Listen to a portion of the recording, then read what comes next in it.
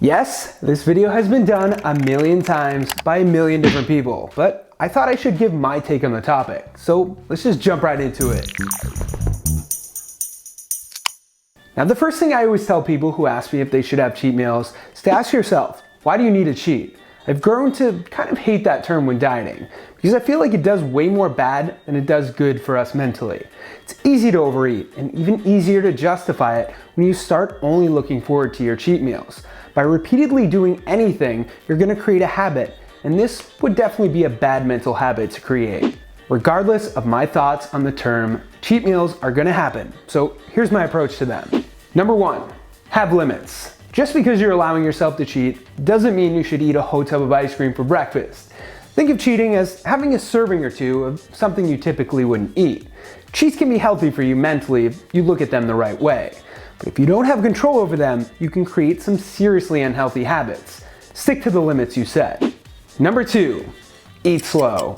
Enjoy what you eat and let it digest while doing so, rather than playing human vacuum. The slower you eat, the less likely you are to keep cheating. You're not Mad Stoney, and you're probably not practicing for the annual Nathan's Hot Dog Eating Contest. Number 3, cheat healthier, which is kind of what this channel is all about. Protein cookies, cheesecakes, pizza, burgers, mac and cheese. There's something for everyone, and these are all way more macro-friendly than their counterparts. Chances are you'll like them just as much, or at least enough to kill your cravings. Don't be scared to try healthier alternatives. And number 4, try and fit it into your plan. The best way to cheat is to technically not cheat at all, right? Well, if you find a way to incorporate your cravings into your daily calorie and macro allowance, you'll reach your goals even faster. This is almost always what I try to follow. With that said, keep it simple and understand that cheat meals can quickly do more harm than good if you don't have them under control. If you do happen to overeat, just reset the next day and get back on routine.